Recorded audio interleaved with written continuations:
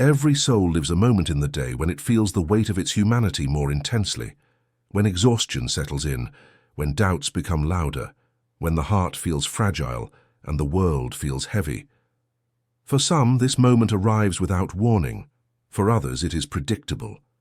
But for Saint Faustina, there was one hour that transformed weakness into invitation, sorrow into hope, and silence into divine closeness. 3 p.m., the hour of mercy. Let me ask you something gently.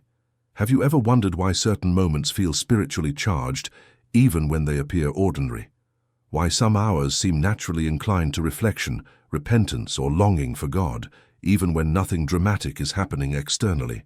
Faustina wondered the same, until Jesus revealed to her that 3 p.m. is not just a time of day, it is a window opened by God Himself, not metaphorically, not symbolically, but in a mysterious spiritual reality that touches the entire world. At 3 p.m., Jesus told Faustina, His mercy becomes more accessible, like a river whose waters suddenly swell and flow toward every soul that turns to Him. This is the hour when Christ surrendered His life on the cross, the moment when divine justice collided with divine compassion and mercy triumphed. But here is the part most people don't understand. The hour of mercy was not revealed to reward the holy. It was revealed to rescue the broken. If you have ever felt unworthy, distracted, inconsistent in prayer, spiritually cold, or painfully ordinary, then this hour belongs especially to you. Because mercy, in its purest form, is not for those who are already strong, it is for those who have reached the end of their strength. When Faustina first received this revelation, she didn't feel prepared for it. She didn't feel capable of honoring such a sacred time. She felt too small, too unsteady, too human. But Jesus told her something that reshaped her entire understanding of prayer. The greater the sinner, the greater the right to my mercy. These words shattered her fear and rebuilt her hope. 3 p.m. became the hour when she no longer hid from God. It became the hour when she dared to approach Him exactly as she was. And in doing so, she discovered that mercy is not a theological concept. It is a living encounter with a heart that never stops pouring itself out. The power of 3 p.m. is not in what you do. It is in what Jesus offered, and in what He continues to offer every single day. This hour is an open door, quiet, gentle, constant, waiting for any soul willing to pause, even for a breath, and remember that love died for it and rose again. Some hours change your schedule, but 3 p.m. changes your eternity. Every day carries a rhythm. Hours that feel ordinary, routine, predictable. We wake, we work, we struggle, we rest. Most hours pass without our awareness. But sometimes, in the middle of this rhythm, a moment emerges that feels different, as if time itself pauses and our soul leans forward. For many people, this moment arrives without any explanation. But for Faustina, Jesus Himself revealed why 3 p.m. feels like this. It is the hour when divine mercy leans closest to earth. Let me ask you something honestly. Have you ever felt a sudden urge to pray at a particular time, even though you didn't plan to? Or felt a quiet pull toward God in the middle of your day without knowing why? Or sensed that a moment asked for your attention, not with force, but with a gentle, unmistakable invitation? This is what Jesus wanted Faustina to understand. 3 p.m. is not a demand. It is an invitation. Not a command from heaven, but a personal request from the heart that was pierced for us. Faustina herself was surprised. She expected that if Jesus designated an hour as sacred, it would require elaborate prayer, long devotions, or ascetic practices. But He asked for none of that. What He asked for was simply remembrance, a turning of the heart, however small, toward His sacrifice. She realized something profound. At 3 p.m., God is not measuring your performance. He is watching for your glance. Even a moment of attention, a sigh, a whisper, a silent lifting of the heart, is welcomed with tenderness. Mercy responds not to eloquence, but to openness. This is why Jesus called it the hour of mercy. Because mercy is not given to those who earn it. Mercy flows toward those who need it. And at 3 p.m. the stream becomes a flood. Faustina began to notice that her own heart changed at this hour.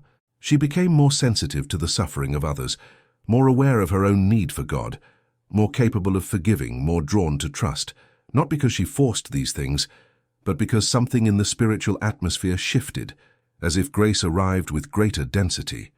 3 p.m. became for her the moment the world felt thinner, as though heaven leaned near enough for the soul to breathe differently.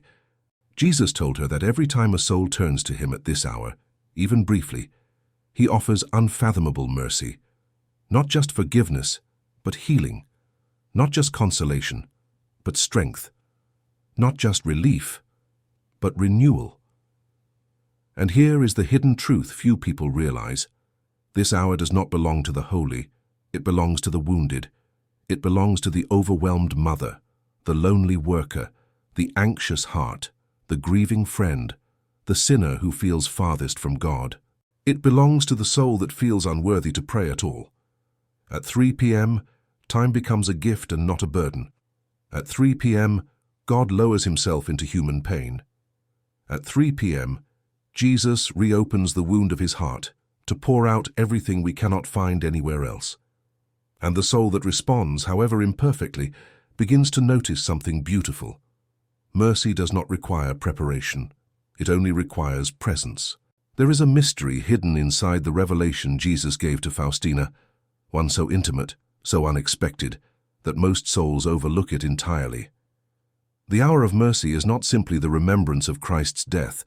It is the hour when Jesus allows the soul to approach his heart with a closeness unlike any other moment of the day. Let me ask you something softly. Have you ever felt that prayer sometimes stays on the surface, as if your words bounce around in your mind, but never quite reach the depths of God? Have you ever wished, even for a moment, to feel that your heart had touched his, that something in heaven responded personally, directly, unmistakably? This is precisely what Jesus revealed to Saint Faustina. At 3 p.m., the veil between his heart and yours becomes thin, not symbolically, not metaphorically, but spiritually in a way that affects the entire world. Faustina learned that mercy is not merely an attribute of God, it is the very opening of his heart, and at the moment he breathed his last, that heart broke open so completely that its wound became the doorway through which all grace would forever flow. 3 p.m. is the hour when this wound is spiritually present again, not as something tragic, but as something accessible, as something offered. Faustina realized something that stunned her. Jesus wants you to come close during this hour, not because he needs your devotion, but because his heart is wide open and longing to pour out more than you usually allow yourself to receive. This hour is not about earning mercy. It is about accepting an invitation that is already waiting. When Faustina prayed at 3 p.m., she felt Jesus' presence differently, not louder, not more emotional, but deeper. There was a gravity to it, as though his heart pulled hers into a deeper current of compassion. Sometimes he spoke, sometimes he remained silent, but always there was a sense of being drawn inward toward the very center of divine tenderness. Why? Because 3 p.m. is the hour when love proved itself stronger than sin, stronger than despair, stronger than death itself. It is the hour when Jesus' heart said to the world, "There is nothing I will not give you." Faustina was overwhelmed by this truth. She struggled to understand why she, so small and so unworthy, was invited into such closeness. But Jesus explained, "It was not your worthiness that called me, it was your need." This is the secret of the hour of mercy. God responds to need more quickly than to merit. At 3 p.m., every wound inside you can meet the wound in his heart. Every fear can rest against his surrender. Every failure can disappear into his offering. Every loneliness can be absorbed by his abandonment. Every question can fall silent in the moment he gave everything. Faustina came to understand that this hour is not primarily about what you pray, but about where you place your heart. 3 p.m. is the hour when Jesus whispers, "Come closer, closer than you usually dare. My heart is open. Let yours be open too." There is something astonishing about the way Jesus spoke to Faustina regarding the hour of mercy. At 3 p.m., he is not waiting for perfect souls. He is searching for wounded ones. He is looking not for those who pray beautifully, but for those who have run out of words. Not for those who feel holy, but for those who feel lost. Let me ask you something honest. Have you ever avoided prayer because you felt ashamed, distracted, distant, or spiritually numb? Have you ever believed that the moment you least want to approach God is the moment He least wants to hear from you? Faustina once believed that too, until Jesus explained to her that 3 p.m. is precisely the hour when He comes looking for the soul that is trying to hide. This truth overturned everything she thought she knew about spiritual life. We imagine prayer as our search for God, but Jesus revealed that in the hour of mercy, He is the one who searches. He searches for the discouraged heart. He searches for the soul exhausted by its own failures. He searches for the one who feels unworthy, impure, inconsistent. He searches for the person who believes they have nothing left to offer. Why? Because 3 p.m. is the hour when His mercy remembers Gethsemane and His love remembers Calvary. It is the hour when the shepherd goes out for the wounded sheep, not reluctantly, not angrily, but eagerly, because mercy burns inside Him more fiercely than fear burns inside us.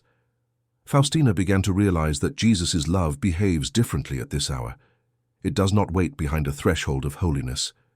It crosses boundaries of guilt, shame, and despair. It moves toward the soul with an urgency that is almost unheard of in any other moment of the day. And here is the mystery she came to understand. At 3 p.m., Jesus is not looking for the spiritually strong. He is looking for the spiritually honest, the soul that whispers, "Lord, I can't," the soul that says, "I don't know how to pray," the soul that whispers, "I failed again," the soul that cries, "Help me," the soul that cannot lift itself. These are the souls that attract Him most powerfully. 3 p.m. is the hour when Jesus relives in His heart the thirst from the cross, a thirst not for water, but for souls. Faustina once asked why He desires people to turn to Him, especially at this hour. His response was simple and devastating, because at that moment my heart was opened, and it will remain open until the end of time. That means something extraordinary. You never interrupt God when you turn to Him at 3 p.m. You never inconvenience Him. You never ask too much. You never arrive too broken. You never pray too weakly. You never show up too late. Because mercy has an hour. And during that hour, it searches.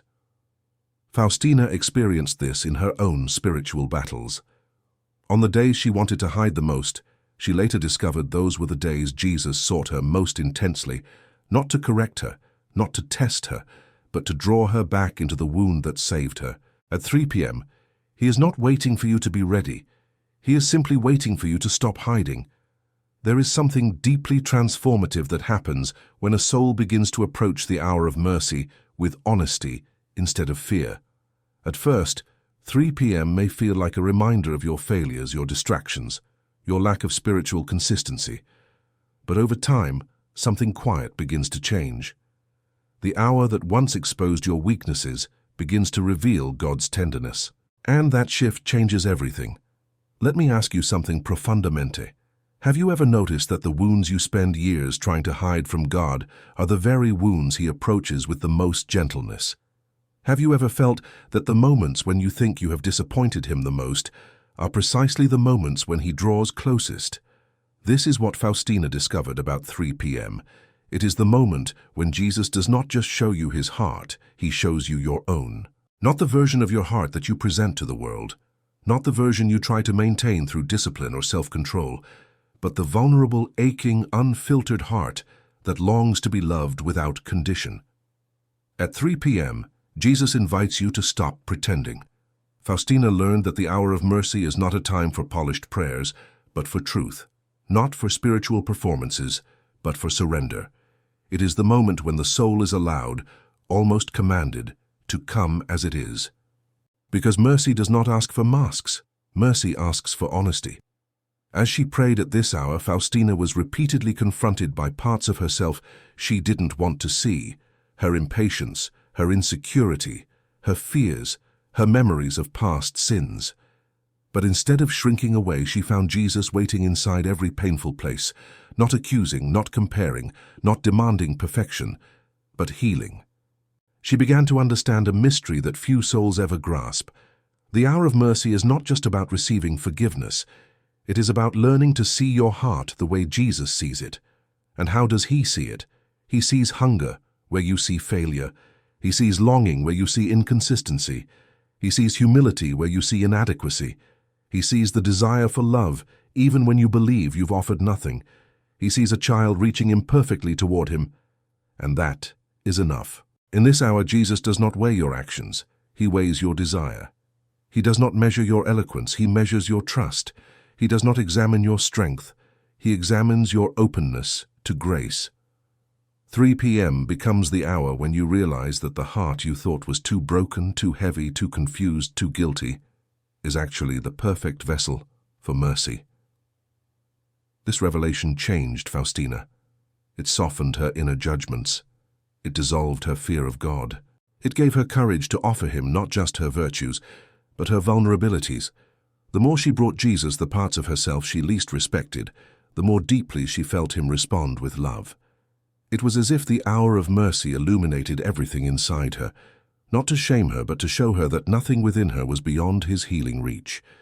And that is the hidden grace of this hour. 3 p.m. does not simply reveal who God is. It reveals who you are when you are fully seen by him. In that light, the soul finally begins to trust, not because it is good, but because he is. There is a moment in every soul's journey with God when 3 p.m. ceases to be a time on the clock and becomes something far more intimate, a meeting place, a sacred appointment not limited by minutes but carved into the heart itself. It is no longer just the hour when Jesus died. It becomes the hour when your life begins to change. Let me ask você algo profundamente humano. Have you ever reached a point where you realized that what you needed from God was not an answer, not a miracle, not a solution, but simply his mercy? Have you ever felt that if mercy didn't reach you, nothing else would matter? This is where Faustina's revelation becomes astonishing, because she discovered that the hour of mercy is not primarily about recalling the past. It is about welcoming what Jesus is doing right now, in this very moment, for every soul willing to turn toward him. At 3 p.m., Jesus is not distant. He is not passive. He is not looking at humanity from afar. He is leaning forward, offering the same mercy that flowed from his heart on Calvary. Except now, it is directed personally toward you. This transforms the hour from a ritual into a relationship. Faustina began to notice that when she approached this time with her whole heart, something happened inside her that no other hour produced. It wasn't emotional intensity, and it wasn't mystical visions. It was a deep, quiet certainty. I am not alone. He is here. Not because she prayed perfectly, not because she felt holy, but because mercy is drawn to the soul that shows up as it truly is. The hour of mercy became the place where Jesus met her fatigue, her doubts, her fears, her imperfections, not to expose them, but to carry them. This is the hidden truth she came to understand.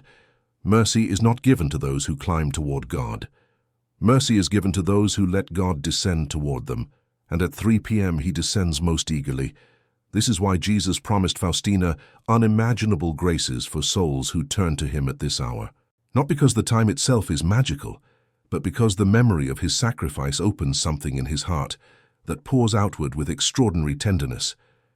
At 3 p.m., the world becomes Calvary again, not in sorrow, but in salvation. It is the moment when love proves itself stronger than sin, stronger than despair, stronger than whatever darkness the soul carries.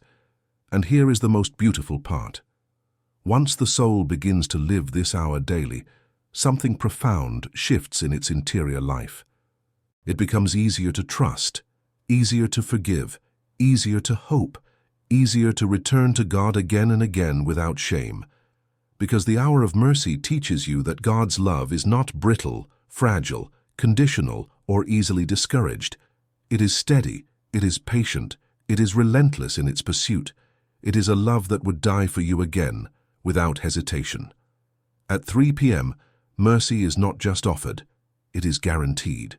And when the soul finally understands this, when it truly believes that Jesus longs for its presence more than it longs for him, 3 p.m. ceases to be a reminder of a past sacrifice and becomes the living heartbeat of your relationship with God.